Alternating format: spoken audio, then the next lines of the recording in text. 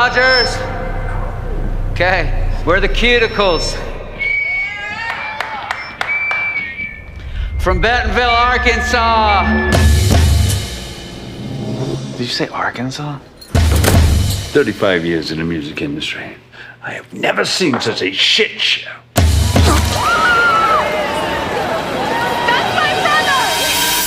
Yeah, I was wondering if you could tell me where I can find the band The Cuticles? Who's asking? Nick Stone, A&R. Guys ready for this? Brad Goldman, Pacific Records. Wait, did you start a cover band or something? Not now, Lisa. You want to tell me what happened to us? Because we used to be a team. I've told you, Mel, you happy? This is nuts, you know that, right? Someone's in love.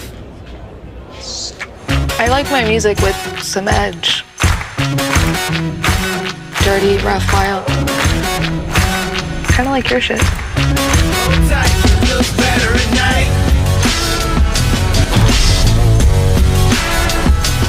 No matter how stable your life may seem, we are all just living on shaky grounds. Boom, there you go. That was the trailer for Shaky Grounds, available right now on streaming. It's on Tubi, it's on Prime Video, all the streaming sites. Please go check it out and support my guest interview today in regards to Shaky Grounds. I have one of the stars as well as the producer behind Shaky Grounds. I have the one and only Jonny Danks in the building. You see him on the screen. I'm gonna shoot out some air horns right now, Johnny. I like to celebrate cats. It's in post, so I don't deafen you. Air horns are going off. How are you, sir? How's everything? I'm doing good, man. How are you? I'm well, man. I'm well. So, Shaky Grounds, Dank Productions. I think the liftoff of Dank Productions, your first feature project. How did this all come together, man? What was the energy? Were you already an actor, filmmaker beforehand? How did you stumble into creating films and starring in it as well? Yeah, brother. I'll try to give this a short version, right? Because I can talk about this for a long time. But I started off acting back in the early 2000s, and I've been in a bunch of projects. I was in the movie Catch Me If You Can. I had scenes with Leonardo DiCaprio, and of course, Steven Spielberg directed that. And I had co-stars in all kinds of, shows that were on network TV. And it's all good. There kind of came a point where, as during the auditioning, as a lot of actors know, they go through this. You kind of, it's, I guess I got tired of being not like pushed out of roles, but it's hard, it's kind of like a who kind of industry. And I just had this, the light bulb went off and I was like, I want to kind of be like the captain of my own ship. So what I mean by that is I found the script and I started to raise, we'll get into the feature second, but this Shaky Grounds was a short film that I also produced and starred in back in 2010, long time ago. But, we raised some money. We made it short. It was really good feedback. And then, as the years went on, it kind of fizzled or, there was other things coming up in and out of projects. And then it literally took maybe a decade later, I was kind of thinking I kind of want to see if I could raise money for that film. I think there's something there, whether it was with the coffee shop theme or this and that. And then that's what I did, man. I kind of just started grinding and started raising money, going out to investors and a little bit here, a little bit there. And I ultimately ended up raising, with the help with some people, close to right around the 7-figure mark, which is, pretty massive in today's day. And that's what I did, man. So that the inspiration came from just wanting to be the boss of my own thing. Let's go. And I also love acting too. So I kind of want to do, kind of like the Adam Sandler kind of blueprint of acting and producing your own kind of stuff. So that's what I did, brother. And so I'm here now. That was kind of the short version, but it took many years. And Definitely. I respect that. That's actually what brings me in front of you right now. I was an actor, but also wanted to get behind the camera eventually, started doing that. But then, as you know, it's a hard industry, and especially if you're not in LA or New York and you're in different areas, you got to create opportunities. So that's where you kind of learn all the work, because it's a lot of work to also develop that side, especially if you didn't go to school to that. So I started taking classes and everything like that. So I feel you on that. But then also as an extension, as you're networking and you're in between different projects, you're meeting so many people. And to me, I was a guest and host on other things. It's like, why don't I promote my fellow filmmakers? So that's what brings me in front of you, man. Thanks, man. Quick story on me, real quick. I know you didn't. Yeah, I love it. But that's that. If you have a love for this craft, a love for this industry, it becomes kind of like not working away. Although it's a lot of fucking work, which we both know. Yeah, it is. But it's that work we love. You know what I'm saying? So I love that for you, and I see that, man. That's beautiful. So with that being said, so you did this short film, man, as you said, like 10 years ago. Why did you want to stay on this story? So did you co-write that back in the day, and why adapt that of all things to be the feature? Yeah, man, that's a great question. The only answer I can give to that is like, because a lot of people ask me, is this like your passion project? It's not. It's more of something like, I just wanted to see it through, you know? I just wanted to see it through, really. And that's the only thing I could say about this one. Just one of those projects, man. Just like, I just wanted to see it through. Times changed, you know, since COVID and everything, and, you know, the industry with all the platforms that are available. There's a lot of things I probably would have done different. That's just like anything in life, right? It could be any relationships. It's just like we look back. But, you know, because I did this right before COVID, and there was like a transition to all these platforms and streaming and stuff. So, excuse me, I just wanted to see it through. That's all. I was committed to it at the time. I saw that there was something there. You know, there's talks with people that coming up to me, even with the movie. There's you know, Shaky Grounds shop. That's the name of the coffee shop is called Shaky Grounds, which is also the name of the movie. So there's some people that might want to actually open up these you know, coffee shop itself. So I saw also other, you know, possible things going on with this project that could be outside of the movie industry too. So I just wanted to see it through, man. And yeah, that's all. Really kind of simple. I feel that. I can. I have some of my own that I think a lot of us do as creatives, you know, I'd love to go back to that. And I respect that. So no, I appreciate that, man. Yeah. That's honesty right there, bro. Yeah. And there was a lot of grinding and working. And I was a waiter for a long time in restaurants, you know, 20 plus years. So this is like I feel like it's an underdog story for myself too, which I hope people could relate to. I mean, the grinding, you know, I always felt like I don't deserve anything, but I just think I like more than the next guy. But I just like appreciate it, you know, because it's like the grind of like, you know, when you're doing these side jobs that you ultimately, you know, work is good, but you just don't want to like really do.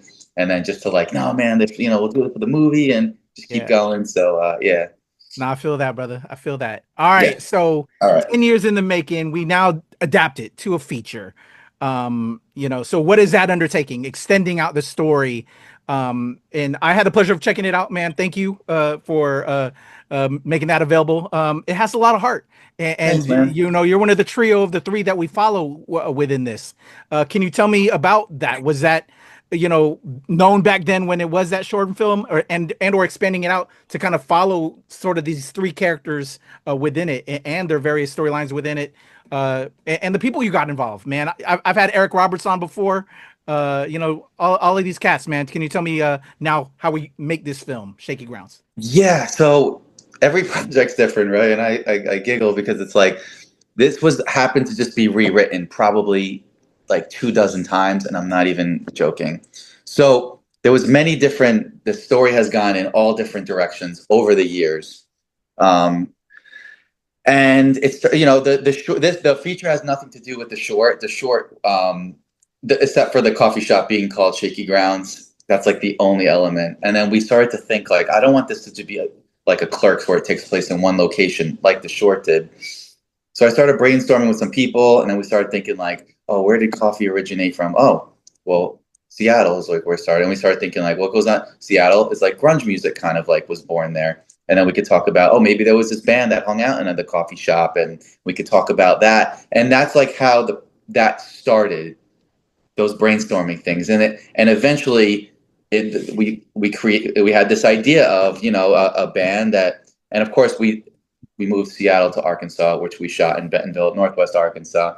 But it kind of had this band that has like all the talent in the world, but the lead singer has just like a really bad attitude, like an Eddie Vedder type, right? And he just has like he just wants to go to the beat of his own drum, fuck everybody else. We're not selling out. this is who we are. This is how we're going to express ourselves. So then I started to think about that character and then the band, and then we could come up with an idea. We started thinking about, you know, other characters we bring in. Let's bring in the girl that runs the coffee shop, and which we brought in, you know, the actress that played that. And then my character was like an A&R guy. And then we started brainstorming, and I'm not a writer, but I had a lot of like input. But yeah, man. So it's just kind of, that's how the story started. And then, you know, an A&R guy, maybe like he fucks up, and which I do at the beginning of the movie, and then like he's trying to pick up the pieces, and you know, he ends up in Arkansas. Does he still like want to continue this path? Is this like a moment of like, should we just go in a different direction?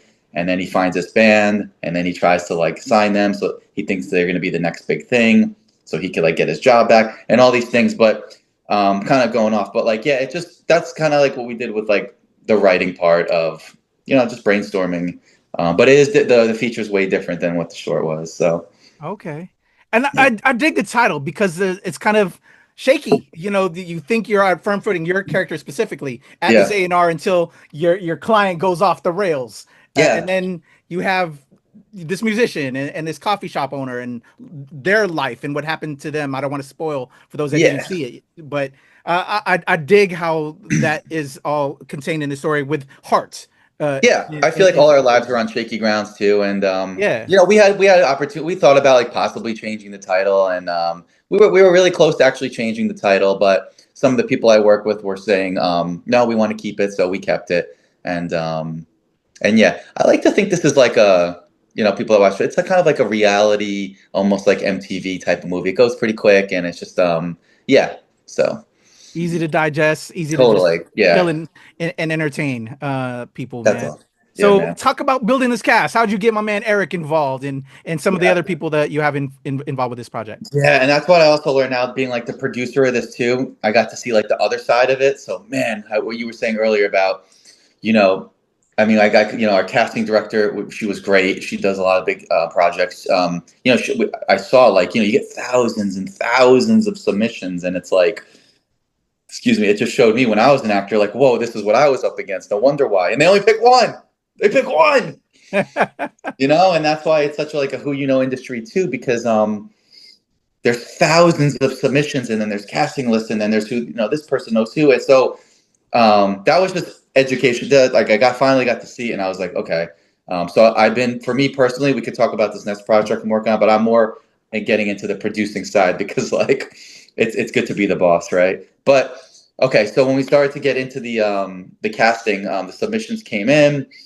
When we saw, I'll talk about I'll talk about Eric Nelson first, who played the role of Travis in this. And when I saw him, I was like, I couldn't wait to just like talk to him. And you know, I saw his audition. He crushed it. And of course, people that don't know, Eric is known for the prequel to Yellowstone. I think he was in every episode of 1883, and that was amazing. That was a really good show. And he's doing a lot of independents now. So yeah, saw his audition, and we were like, this is our guy. You know, he had this like Kurt Cobain vibe too, you know, and loved it. And then we had an opportunity to get Eric Roberts, who has a cameo. Some people think he's because we have the poster. We put him on the poster here, of course, you know, but it's like he has a strong cameo. He's probably in it for, you know, 5 minutes. My scenes are with him, which was awesome. I learned a lot from that. But he's a legend. You know, I was picking his brain. He told me some cool stories too.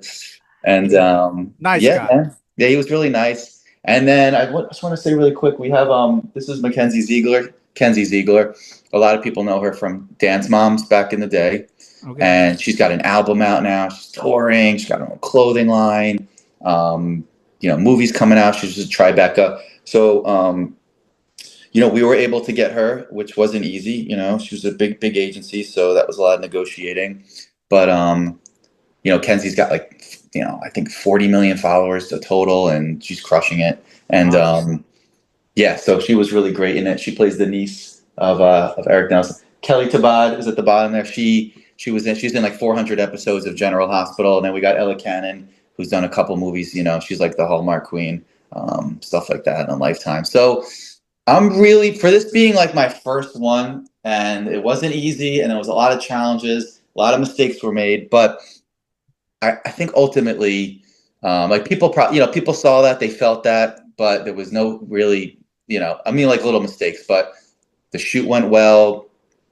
We flew everybody first class. We followed everything SAG-AFTRA. We shot in Arkansas. We had a lot of good connections there. And I think everybody ultimately had a good time. We were really organized. And it's not easy, bro. Like I remember the film commissioner of Arkansas was like, we do, 30, 40, 50, 100 movies here a year. And you guys were definitely the most organized. So I'm proud of the team. I'm really proud of the cast. As you know, actors, it's not easy to get the right, chemistry and this and that. But I'm proud for this being my first one that I produced with tons of pressure on my back.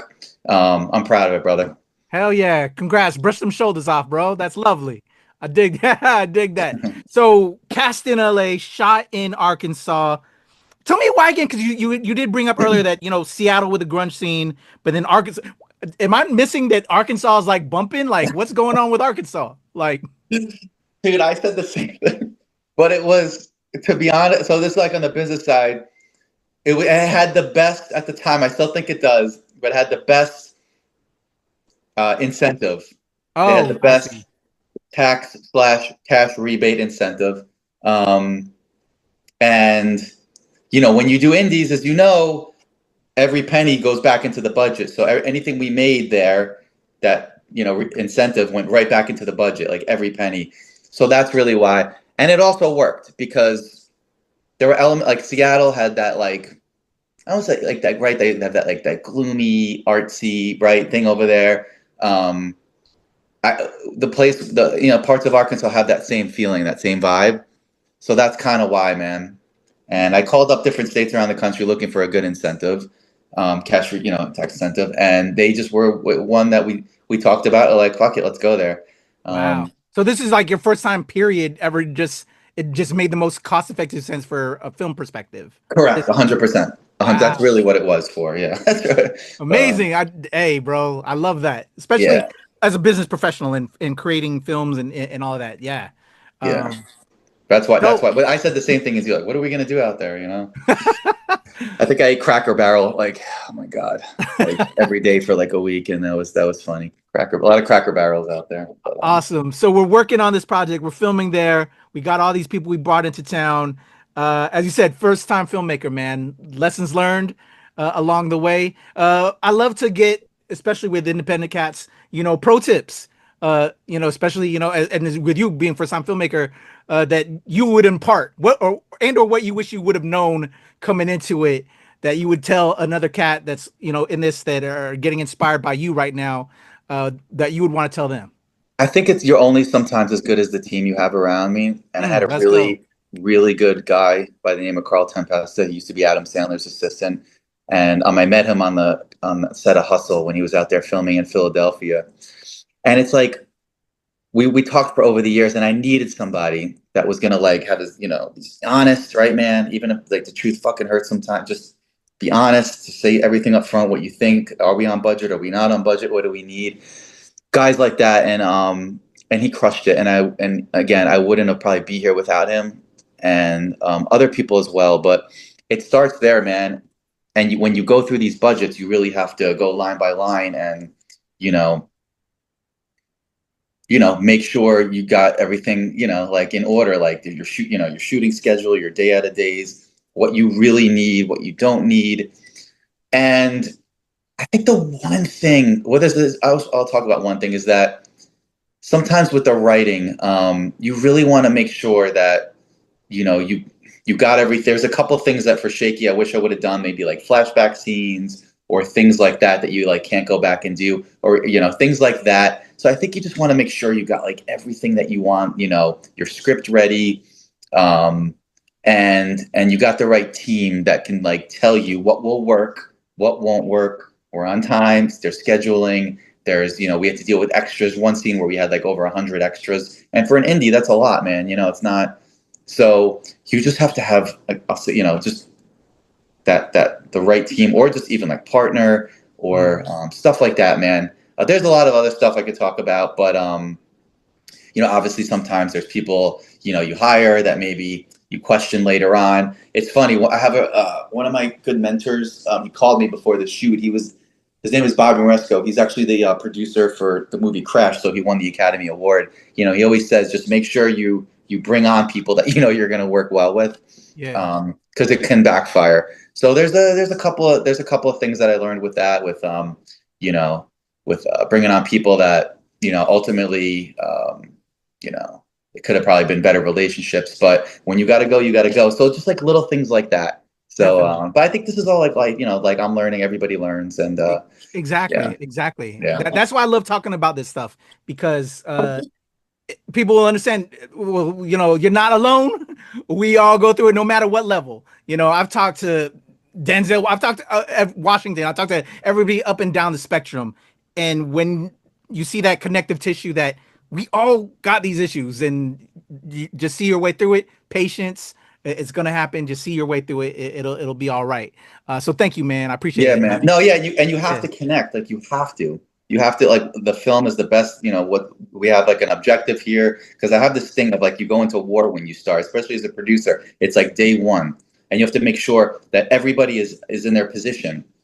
You know what I'm saying? And there can't be like, of course, there's like, you know, little like there's gossipy drama, just everything in life. But as long as everyone's focused on what they're supposed to do, they know what they're supposed to do. You know, there's a lot of different personalities, right? Especially in this industry, and there's ups. Everyone's up here and then down, and you know, and it's you just have to kind of balance that too. And I think it's putting together the team, man, and like your team as the producer, and feelings are gonna get hurt, bro. Like feelings are gonna get hurt. People might get hired, they might get fired, but like, you know, it's just it's something I'm embracing, and as you know, as long as it's what's best for the project, and that's ultimately what I'm about. Kind of like a Vince McMahon, you know, business, you know, and you know, people, you know, so that's it. Well said. No, I'm with that, and that's actually a perfect segue, because that's a lot what Nick, your character, deals with in this. You know, up and down. You might get hit a low, but there's always that ride back to the top.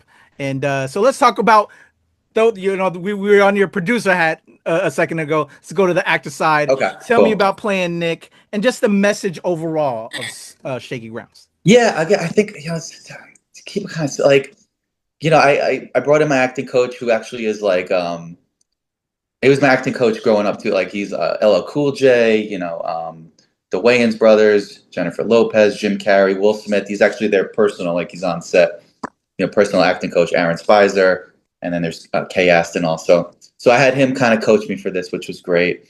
I just, you know, there was a lot of myself in this too. And what I loved about this character, the more I think about it now, it's not even about the character. It's kind of like, it was almost like a redemption for like my life too, in a weird way. How, you know, I had some like really dark days, and, you know, am I going to continue to do this? And then I ultimately feel like it's that like underdog story for me too. So it's like with the character at the beginning, I don't want to give too much away, but he's kind of like this hotshot A&R exec. He's like the guy. And I actually I studied a little, I called up some A&R executives just to get a little bit of like, you know, like education on them, to see like their behaviors and stuff. And then you find out something happens to him, and he does something very disgraceful at his work. And then, you know, he kind of like gets let go, and then he finds himself picking up the pieces and ends up in Arkansas. You kind of find out why when you watch the film.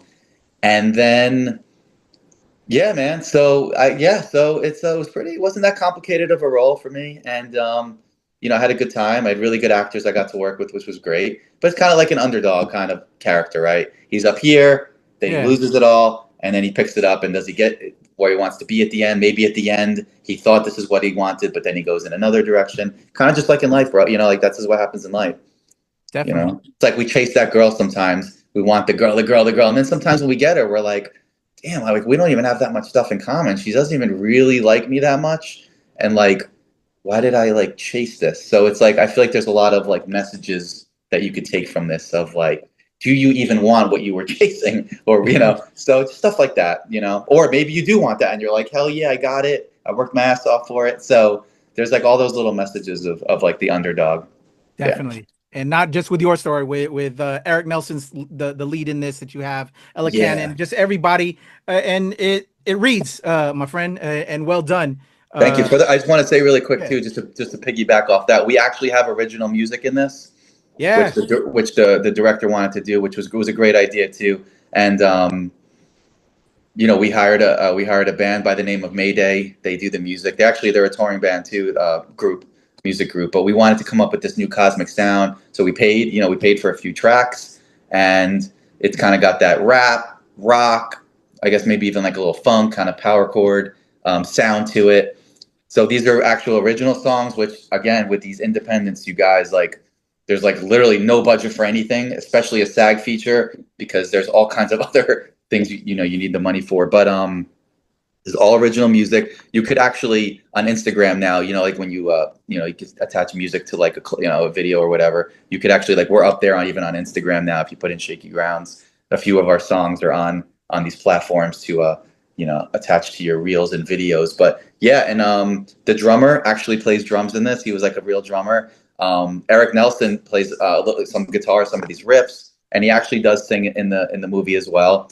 So we tried to just do our best with, keeping his reels, as authentic. I know sometimes, we could cheat things, but we said, let's go for the real stuff. So I just wanted to add that original music. Oh no, dope. Definitely. I actually meant to bring that up earlier, so I appreciate you bringing it back, because as you said, that is one thing I noticed. This is an independent feature. There's licensing involved with music, all of that. So shout out to Mayday, bro. So yeah, definitely. Yeah, Mayday. I know the work that it takes to do all Bernie. that. So yeah, respect. Yeah. I'm glad you brought that back up. And again, also salute to the whole cast and crew. It takes a village, man. And you had an amazing team behind you to support you on this. So salute to you, brother, as well as the team, man. Yeah, man. Dank Productions, Shaky Grounds is available streaming right now on all digital platforms. Go check it out. So I want to kind of transition, Johnny, because we showed love to this, but I know as we started earlier, you got some other things in the mix. This was just only the beginning. So can you give us some highlights without getting in trouble with the rest of your team? What do we want to show love and light on, man, that we can expect to see from you now after Shaky Grounds? So this next one that we signed on to, my production company signed on to, I just kind of put it up on the IMDb recently, and I kind of partnered up with this gentleman by the name of Greg Abbott, not the governor of Texas, Greg Abbott, but another guy, Greg Abbott. And a lot of people if you don't know who he is, like when I say what I'm about to say, like, oh, I kind of remember that, but he was involved with there was this college scandal years ago where a group of people, they paid off the colleges to like get their kids into some of these universities. So he was one of those, and he went through a lot too. He wrote a few books, and he wrote a book called Sheer Pressure, and he has a screenplay for it. And I met him through his son, and I flew down to Florida. We've had several meetings. We talk, multiple times a week, every day. And, he wants me to produce his film. And we're just working through a few more things. And this one will be massive, upwards of 8 figures. And, we're talking, actors we're already talking possibly about are like the Austin Butlers. And, we're going to have the money for it. So I'm like, wow, like, I'll talk about like dreams come true. Like, I'm excited. I'm ready for the challenge. Like, I understand my assignment. But like, when I mean like, like charging forward and like buckle up for this one. This is going to be like mine. I'm going to be the head guy in charge of this. So all the stuff I learned from Shaky, I'm going to be obviously being applied to this. And this is going to be, we're going to film in New York, the Hamptons, New Jersey. So I'm going to make probably an announcement, if all goes well, within like the next, 3 to 4 months. And this is the big one. So I'm really excited about this. So. Wow. I'm just trying to keep it chill, right? Yeah.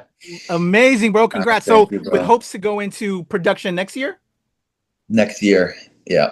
And we're talking like theaters, like this is going to be like the real deal. So I'm doing something right, but so are we going to stay dual-headed? Are you going to also play a part in it as well? Or yeah, no, I'm going to play a part, and I already know the part I'm going to play, and this is a really good part, man. Like club owner, New York City, early 2000s, just like a lunatic kind of guy, and yeah, so I'm excited about that. And the cast we're talking about is pretty awesome. Awesome. And yeah, man. And yeah, once the money hits, we're literally gonna hit the ground running. So it could be any day now, man. And I'm actually I get goosebumps just like literally thinking about it because you know it's crazy, bro. It's crazy. Thank you. I see love there, man. Yeah. It's reading through just your emotions and telling me Thank you. man. I love to see that. You know, Thank I'm you, a brother. fan of this industry. I love this industry. Please, as that comes along, man, and you get developing and all that, let me have you back on. Let me talk about it, promote it. Shoot, even if you have a small part for your boy, man, holla at your boy. Oh, hell yeah. Hell yeah. I'm No, SAG definitely. after true. Let's go. Yeah. Yeah. Amazing, this Johnny. is a big one. Congratulations again, my brother. Everybody, Shaky Grounds streaming right now on all digital platforms. Check out my man Jonny Danks. Oh, I forgot. In regards to checking them out, what are some of the socials? Are there any things we could throw out people so they can follow, support? And again, I'll put it in the links in the description below so they can check it out. Yeah. So the main one, stuff, Johnny. Yeah, the main one now that I'm gonna, as far as what I do promote on Shaky, like we got written up in Entertainment Weekly, I think yesterday or 2 days ago, for new movies to watch on digital, and Shaky Grounds was on there, so I posted that. So my Instagram is really where I do a lot. So it's Jonny Danks, no H, just JONNY DANKS, and I'll be posting a lot of Shaky Grounds stuff, interviews, and then more. I don't say more importantly, but kind of more. But for my next project, that's where everything's going to kind of go down. Announcements, casting, So if you were ride or die with me from the beginning, I have a big heart, man. You come along. If you weren't, don't bother sliding into my DMs now. That's all I got to say. Let's go. Keep it real, Johnny. We don't need no hangers on. Let's go. They know who they are. They know who they are.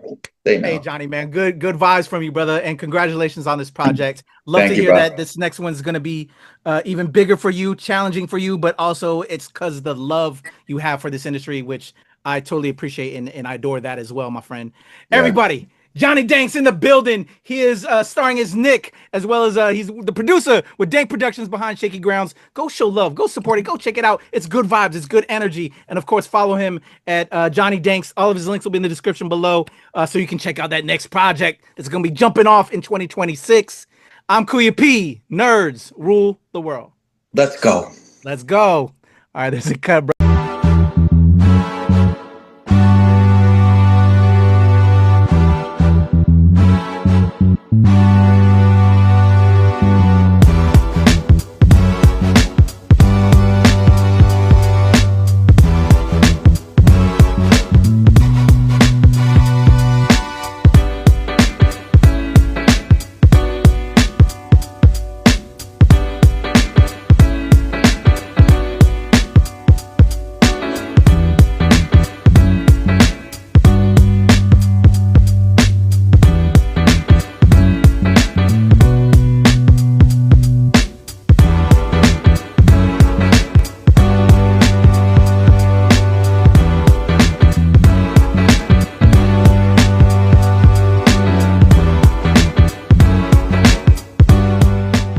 Nerds rule the world.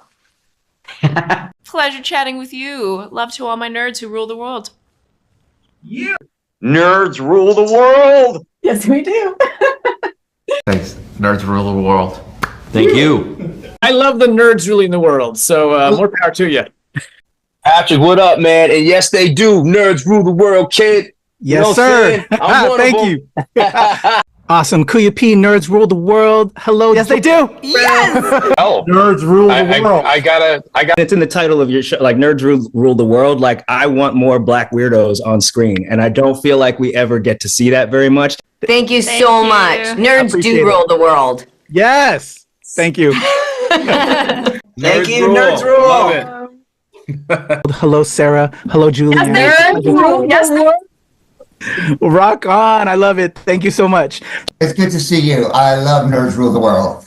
But yeah, there's a heavy nerd component, man. Yeah. And at the end of the day, if you ask me, nerds rule the world. So Absolutely. And you're right. Nerds do rule the world. We're just the best. Yes. Yes. Nerds do rule the world. I agree. We do. I agree. We're awesome, aren't we? Thank you, ladies. So much. Yes. Thank you, guys. Bye. And nerds really do rule the world. Thank you, sir. It's your boy KUYA P. Nerds rule the world. Thank you so much, guys. I appreciate you. Do. They rule the world, all right. Yes. Take care, Tony. Thank you, guys. Well, I was good until I saw that this is Nerds Rule the World. So are we talking about like everybody you interview is a nerd, right? Oh, it's a legal requirement. It is. It's a legal requirement. Yeah. Or are you, or the second you popped on screen, I was like, wait, are you supposed to be the queen nerd then? I hope so. My handle is Heather is a nerd, so I am a professional at least. Okay. But then you enter that whole question of like, well, if you're calling yourself a nerd, are you really a nerd? True nerd, would they call them? I don't know.